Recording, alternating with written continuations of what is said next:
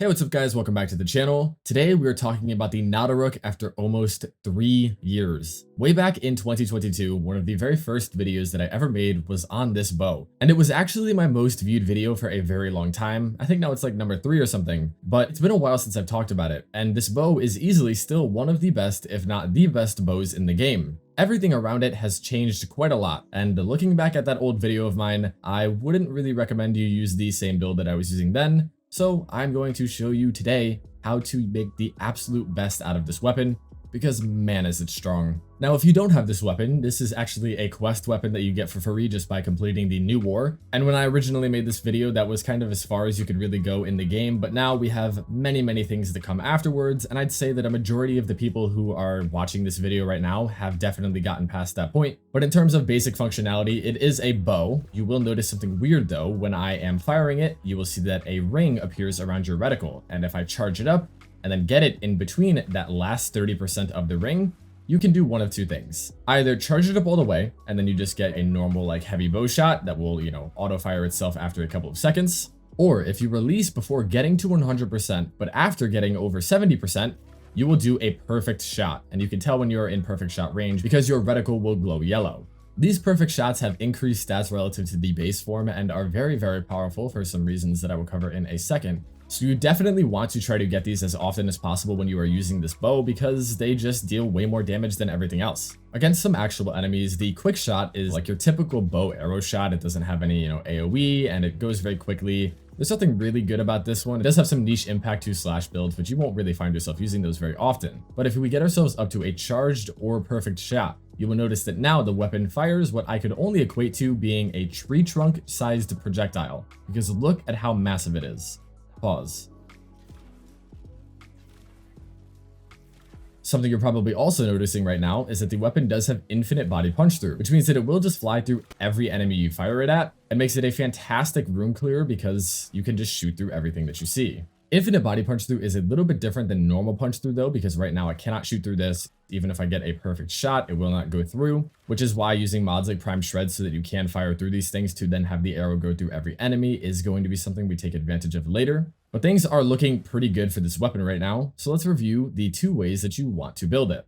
In terms of base stats, you will notice that there are 3 firing modes. As I just mentioned, there is the quick shot, which is anything from 0 to 70%, the charge shot, which is the full draw, and then the perfect shot, which is between 70 to 99. And while damage stays the exact same between the 2, you will see a 10% increase in your critical chance and a 0.2 increase in your critical damage. While I have forwarded my Nataruk twice, the weapon does actually come with 4 base V polarities, which is very good because most of the best mods in the game, like Serration, Galvanized Chamber, any primed Bane mods, Prime Shred, all of that stuff does use the V or the Matter-Eye polarity. So having 4 of those at base means that by the time you get this weapon, you're not really going to need to put any forma into it because it already has a polarity for pretty much everything you want in the game.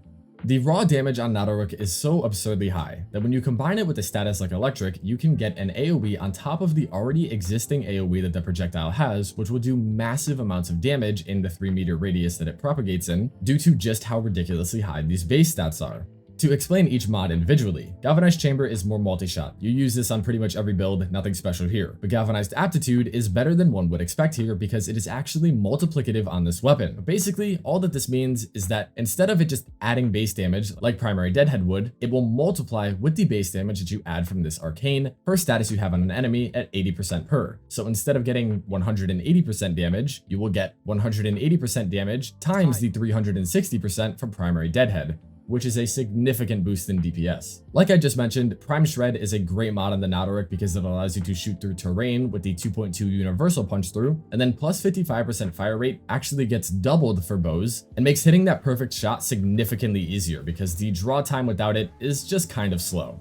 Importantly, I do have critical delay on right now, which is adding 200% critical chance to our weapon, but also lowering our fire rate by 40%. So technically the bonus from Prime Shred is actually only 70%. But if I do take off this mod, you will see that it charges a lot quicker, but this might make it a little bit difficult to get those perfect shots in mission. And also critical chance is a great buff to have. So that is why I like to combo these 2 mods for a great mix of fire rate and then more punch through. Vital Sense for crit damage, and then Rifle Elementalist gives us even more punch through while also giving a separate 90% increase to our status damage for Electric. And then a Bane mod will double dip on said Electric and give it a 2.61 times multiplier instead of a 1.55 times multiplier. Why we decide to go with electric over any other element is because electric, after the health and armor resistances rework that we got last year in Jade Shadows, it is just the best elemental status in the game right now for weapons like the Nataruk, which are already pretty tight on space. It will take instantly relative to other things like heat, because heat will wait a second after you apply it to an enemy to actually deal damage, while the second you put electric on an enemy, it will just immediately deal damage. It is also AoE, but unlike gas, it scales off of electric mods, so its damage is way better, way faster. And then something like blast can actually be good because blast has a higher AoE than electric, but it does require you to, one, kill the enemy and also apply blast on them, which might not happen very consistently. So electric is just all around the best status that you can get here, especially because you can use this with things like Shock Trooper to boost your damage way beyond what just a 90% mod allows. Primary Deadhead gives us more base damage, which is multiplicative with Galvanized Aptitude, and then also a plus 30% to our headshot multiplier. The Nataruk is a massively AoE weapon, so at base it doesn't actually do extra damage on headshots because it is absurdly easy to hit them. Just look right here. I don't even really need to aim at the enemy's heads, but because of just how big the projectile is, you will hit them in the head with this weapon, which has added synergy with electric because electric as a status can also hit headshots, but it itself also has a 1x multiplier on them, so primary deadhead will apply to the weapon and the electric status and make them deal 30% more damage on them. The minus 50% weapon recoil we don't really care about. There is actually an alternative choice here though, and it is longbow sharpshot. And if you're going to use that, this is the build that you should use. Longbow sharpshot is not an arcane you're going to see very often, but it is possibly the best arcane to use on any bow, especially the Nataruk, because the 300% damage that you gain here is not 300% base damage. It is actually an addition of 300% to the headshot multiplier of the weapon, like primary deadhead. And that is probably one of the strongest things we can put on any weapon in the game. The only problem with this one though is that it does require you to hit a headshot with every hit. And even though I just demonstrated how easy that is, you might not be doing it every time. So if you're not a big fan of aiming for them all the time, then you probably want to stick with deadhead, but sharpshot is a significantly higher damage increase. Some alternative choices on this weapon would definitely be galvanized scope. Galvanized scope gives you extra critical chance when you do get headshots on enemies. So if you want to use this, you could replace critical delay with it to get your critical chance even higher than critical delay's benefit, but that is up to you. Do note that primary acuity does not give you any extra weak point damage because the bonus weak point damage here does not apply to any AoE weapons that have a base 1x multiplier for headshots, so you do not want to use this mod. But on something like the sharpshot build, if you are using serration, you can use amalgam serration instead. Really, there is a lot of choice in how you want to build this weapon. It is very flexible, but these are the two builds that I recommend. Sharpshot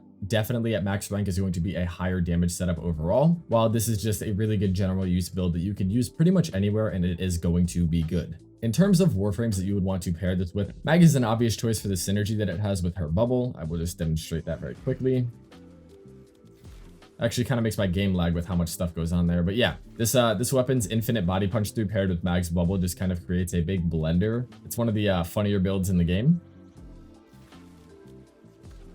But any warframe that gives you something like Roar or Zada's or like grouping is going to be really good with this gun because infinite body punch through and then also the ridiculous damage that it does is just going to be benefited tenfold by using those things. The last question that you might have is how are we going to really take advantage of galvanized aptitude with only 3 statuses on the gun, and that is with a hound. Now, my Panzer Mark II over here, this is the build that you use on it, and this is probably the best primer in the game for a weapon build like this. Why? Well, let me show you what this thing does with 0 setup at all.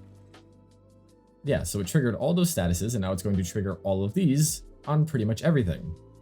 And when we start using our Nataruk against them, once we get our galvanized aptitude stacked up, we will one-tap all of these enemies very, very easily. We've got corrosive, we've got viral, all of that stuff on them. Even if I bring in some Eximus units right now, you will see that they too cannot survive this. It is that good. Yeah, we're one-shotting level 185 heavies right now. It even makes the quick shot good. 2.5 million. Crazy work right there. So compared to pretty much every other bow in the game, we have the Brahma, the Evensong, the Proboscis, the Dread, the Paris, and Karnan, and all that stuff. I would still say that the Nataruk is probably the best one in the game. It's just one of those weapons that has ridiculous longevity, and I feel like DE purposefully built it like that because of just all the benefits that they gave it. But I'm not really complaining because a good weapon is a good weapon. I can't believe it really took me almost 3 years to make a follow-up on this weapon, but here we are. I hope you enjoyed this quick look. Enjoy the gameplay, and I will see you all very soon. Peace.